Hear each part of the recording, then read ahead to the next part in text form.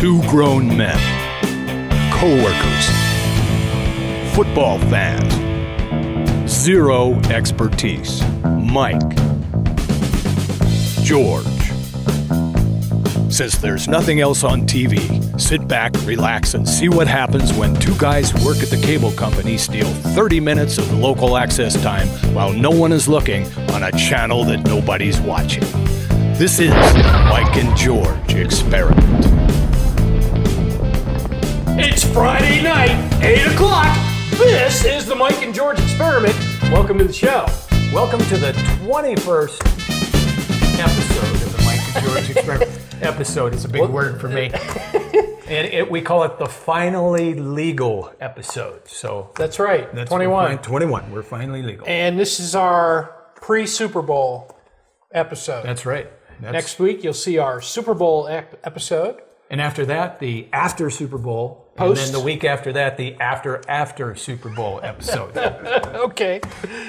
But before we get to the NFL, there was some college kind of activity interesting over the college weekend. things going on. The Senior Bowl, you watched it? We had the Senior Bowl. I did watch that. It was a good game. Good Really? game. Kind of, the cream did rise to the top there. Good. There were a couple of quarterbacks. I talked about Jimmy Garoppolo last week from Eastern Illinois. Well, he had a great game, game. But the best guy was David Carr. Or not David Carr, but Derek Carr, who's David Carr's brother. David Carr used to play for Houston New York Giants, and he was the best quarterback on the field that day. Wow! And he had a great game. Also on defense, we had D. Ford from Auburn. You're familiar with his name, I'm sure. Yeah. And he was on the rushing from the edge all day and just looking really fantastic. Really putting the pressure on. Really putting the pressure on. So these guys probably helped their. They did help their cause. There were quite a few people missing, like A.J. McCarron and people like that. But it was a good game, and I think it served the purpose of of getting these guys some exposure. So okay, good. You didn't. It was a good game, though. No, it was a good game. I really enjoyed it. Weather was good.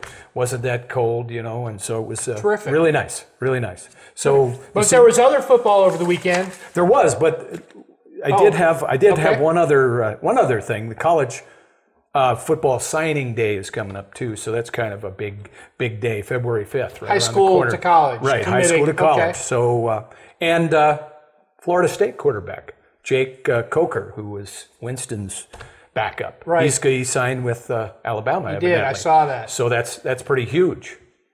It's interesting. I mean, Alabama lost one of their players, transferred to USC. Yeah. I guess he felt that he wasn't going to get the playing time that he wanted, and Really? so he was going to jump. And he hasn't changed his mind. Evidently, he's still going to USC. So this guy's Jake Coker. But I mean, I don't think he was going to get the playing time that he wanted at Alabama. So maybe they're a little further along in that process, right? Which is strange because it's really early right now. But really, well, Jake Coker, they said that he's got a lot of similarities to A.J. McCarron, so that's a good thing for you guys. Oh yeah. And speaking of A.J. McCarron, he's this is the biggest news of the weekend. He signed a contract to represent the Axe hair products. Yeah, that's huge news. That's huge. Thanks, news. George. Thanks. Now we have only 2 minutes to talk about the Pro Bowl. Oh, no, we got more time than that. All right. Pro Bowl. Did we have it? It was pretty exciting. I enjoyed last week we caught part of the draft before we shot our last episode.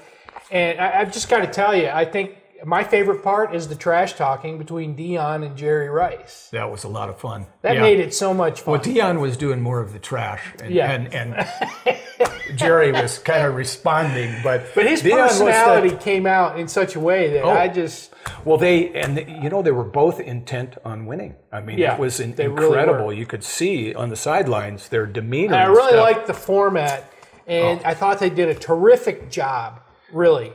It's the most competitive that we've had in years, or probably ever. They wanted to win.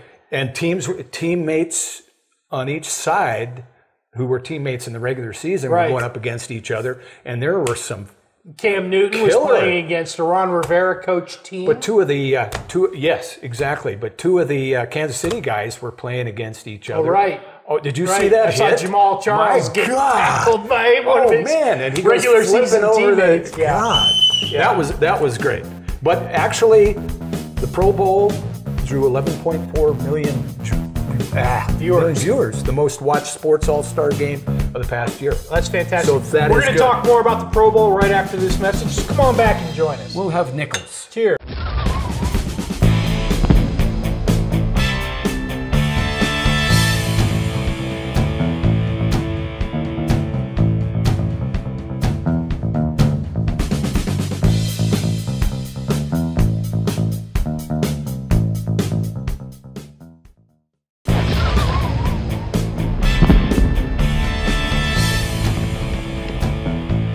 Hey, welcome back.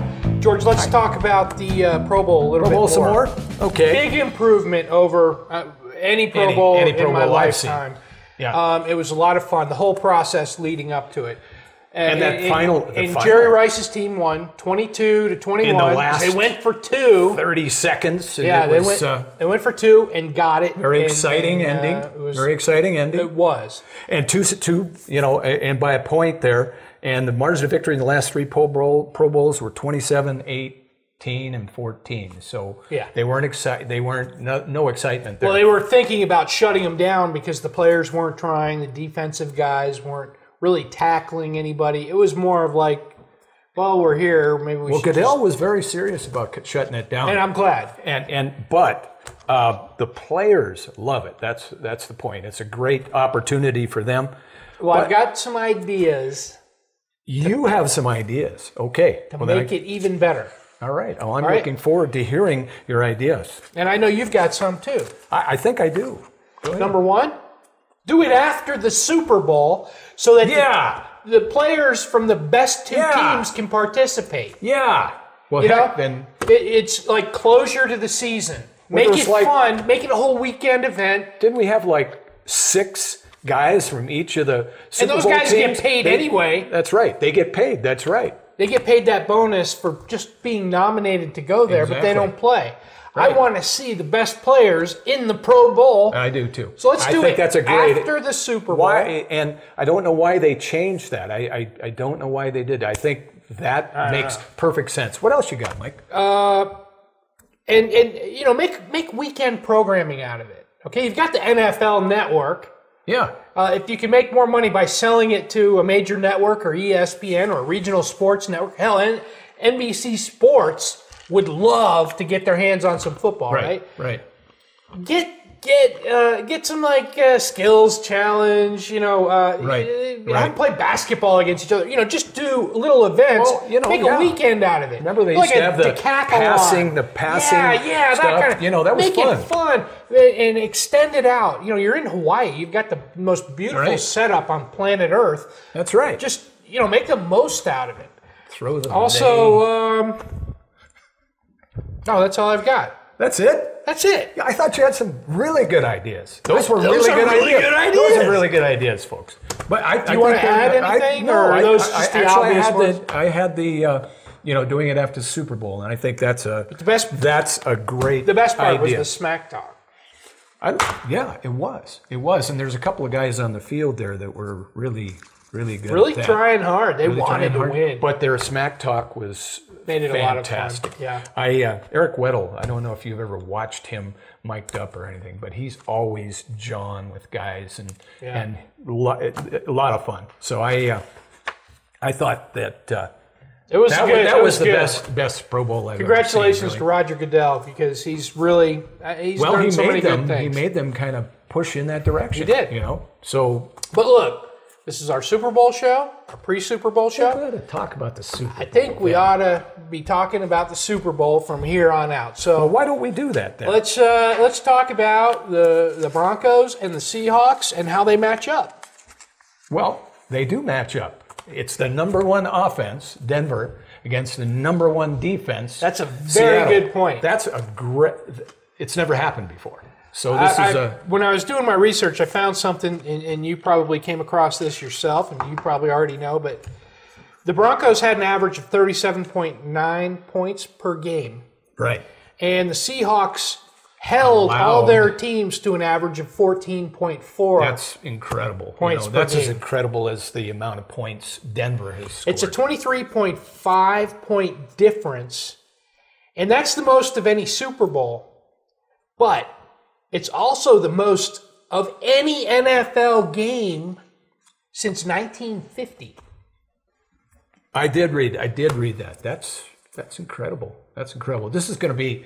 I'm hoping this will be because of the first in each category. I hope this is going to be one of the best. Against number one. One of the best. And I think it could be because I don't see anybody running away with it. That's for sure. And I think we'll get into that a little later. I was impressed with Media Day. Media Day. Were you? No, but. Nobody ever is. Some of the stupid questions these people come up with. But one of them was, and Richard Sherman, I want to read Richard Sherman's reply to a question. Are you talking about the gentleman that asked him about football players going into strip clubs? Yes, yes. I thought Richard Sherman, although, I've had my differences with Richard Sherman, his reply. As far as money is concerned, all the football guys have gone into strip clubs and are raining money down on the strippers. That was the question. Right. Do you think that's a good thing for young girls to emulate and all that sort of thing? So Sherman comes back and says, well, I've never gone into a strip club and thrown money, so I couldn't tell you. I guess trying to understand that there are other avenues, there are other ways you can make money, that women can do anything they want in this world. You can go out there and be a CEO of a company. Like I said before, the same can be said for kids in the inner city. Right. The ceiling is limitless, and don't limit yourself to those possibilities and those circumstances. That is eloquent, and that's a great thing coming from Richard Sherman. It's a great lesson. Yeah. So I was impressed. It's a perfect response. Hey, come on back after these messages.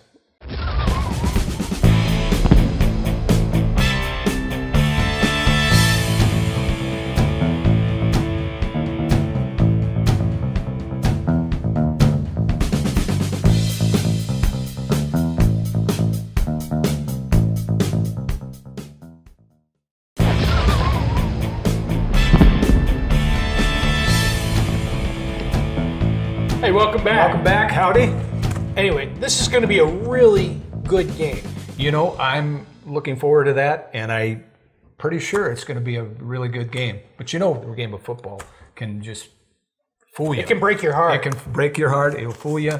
But with the matchup the way it is, I anticipate a really good game. When you go back to when in 1986, when the Chicago Bears played the Patriots. Chicago Bears had this unbelievable defense, and the Patriots had this unbelievable offense. Right. And the Bears absolutely dominated. Well, they say it was like 46-10, Super Bowl 20. They like to say that defense wins championships too. So we'll see. We're going to go into that a little later, who we're picking and stuff. But I think if anybody can beat defense, I think Denver can. Denver can? Yeah. Well, let's talk about Denver. Okay. What do they have to do to win this game? I think they have to play exactly how they've played up till now. Don't change Couldn't anything. agree more. Don't change anything. Don't the quick game, the no huddle, everything they've done up till now. Wes Welker, of course, he if you ever need a first down or the yards, he's the guy to go to. And you got so many weapons. Come on, Demaryius Thomas, Julius Thomas, Eric Decker, Wes Welker, Noshawn Moreno, Monty Ball, right? Jacob Tamme. You got so many weapons. I don't see how you can. I don't think they can all be on the field at the same time. They've got so many. No, but I don't see how Seattle is going to dictate to the Broncos anything personally. I think the Broncos, although I still think it's going to be a close game, I still think that the Broncos are going to have their way with that defense. I think they have to control the clock. Right, exactly. I think they have to dominate the time that their offense is out on the field. Right. Let that defense get tired for Seattle. I think that's what they have to do. Well, how about Seattle? Don't you think that's... Well, I've got a whole list of stuff that Seattle has to do. Right. The defense for Denver has to slow down Marshawn Lynch. Right. I think if they can keep him below 100 yards, they've got this game won. But you know what? They've been peaking at the right time. That defense has gotten better. Actually, ever since the Chargers beat them in Denver, that defense has been getting better every week. So they really have. I think we're going to see. But they need good clock management, Right. and they need to dominate the time of possession. Right. More interesting is what Seattle has to do to win. Now, see there what you just said about time of possession and the clock. That applies to Seattle. Seattle needs to do that. They need to dominate. If they're going to win, they have to have that ball. They don't have the offense that. No, they don't. Not even close. No. So they need to do that. You're right. It's kind of double-edged sword there. Each one has to do the same thing. But their defense is going to have to disrupt Peyton's pass attack. Right. They've got to get to the quarterback. That's always been a good formula. That's going to be hard because they've got to key in on all those guys that we talked about. Demarius, Decker, Julius, Wes, Welker, Jacob Tamme, Noshawn Moreno, and Monty Ball. They have to control the clock, like you just said. But Wilson needs to have an extraordinary day. Right. Because he's not, I mean, he's a good quarterback. He's a youngster and things like that. He needs to actually step up in this game, I think. Now, remember, the Broncos have the best quarterback protection index of any NFL team, so it's going to be hard for them to get to the quarterback too. Yeah. So they've got their work cut out for them. But conversely, Seattle has the 5th in getting to the quarterback and the protection index. That's what's going to make it such a good game. That's going to be a good game. I'm looking forward to it. And they can't turn over the ball. No. He gets sacked. Wilson gets sacked. Oh, yeah. And, they just... They can't survive Wilson, if they turn the ball over. The thing about Wilson is he does have the mobility factor going for him. Peyton, no mobility, so he's got to get rid of the ball quick and that sort of thing. But Wilson can do things with his legs. So I think. All right. Well, come on back. Come on back. We'll tell you who we picked. We'll tell you more. Thanks.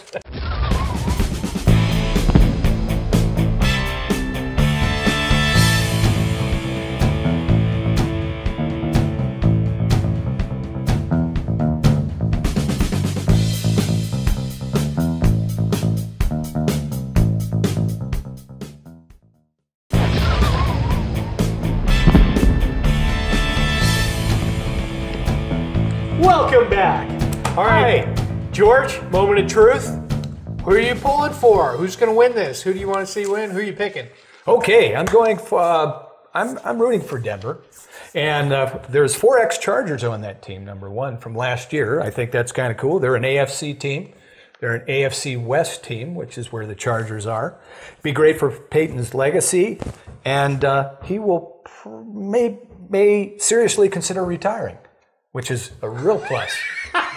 Real plus for us. So, and I'm predicting. I don't know about all that, well, you might be right. We can only hope. Yeah. Denver. It says the Chargers. Denver, 28-24. Did you copy? No, you didn't. Okay. Do you want me to go over Matt's and Ava's? Oh, sure. Go ahead. Let's do Matt's first. Denver. He's going for Denver also. 30 to 2,000. No, 30 to 20. And Ava's going for Denver. All right, Ava. 27-17. Okay. What do you think, Mike? Well, I like both of these teams. I do too. I really do. I do too. And I'm more of an NFC guy, but I'm excited to see what Peyton Manning's going to do with it. And I'm pulling for Denver, and I'm picking Denver. That's good. That's good. I'm saying it's going to be Denver 35. Whoa. Yep. Go ahead. Seattle 24. Yeah, that's even over the over/under. Yes, so it is. I wouldn't mind seeing a high-scoring game. I'd love to see. Well, these are not. Well, they're okay, but that would be a great. That would be a fun game, right? That would be a fun game. I want to be on the edge of my seat. I want to be excited. I'm going to be happy for both teams. I'm going to be happy for whoever wins. Whoever wins is going to deserve this. Me too. But I'm excited for both franchises and both sets of fans. But Wow.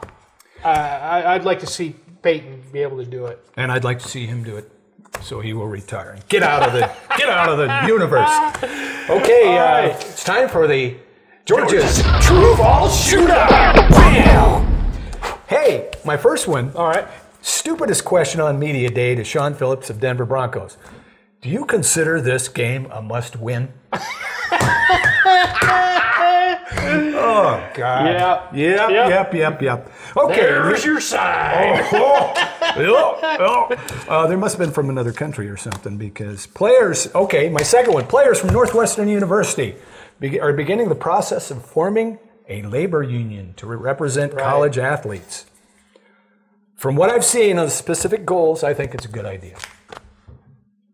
Okay. Mike, and you're... I don't know. I don't think they're going to get a lot of traction on this, and I don't think they're expecting a lot of traction. I think they're really it's kind of drawing a lot of attention to something that's been talked about and talked about and talked about. And maybe there need to be some developments, but I don't think that they're going to be highly viewed successful as employees, right? And that they're going to have to be compensated and all this. I forget the gentleman's name, but when the representative was asked, what do you hope to accomplish? He was a little wishy-washy in his response. Not good. Oh, Not we good. Want, world peace. A trust fund that we can draw off of after we graduate to help support us for medical. Well, I don't buy and that. I'm not sure. I didn't.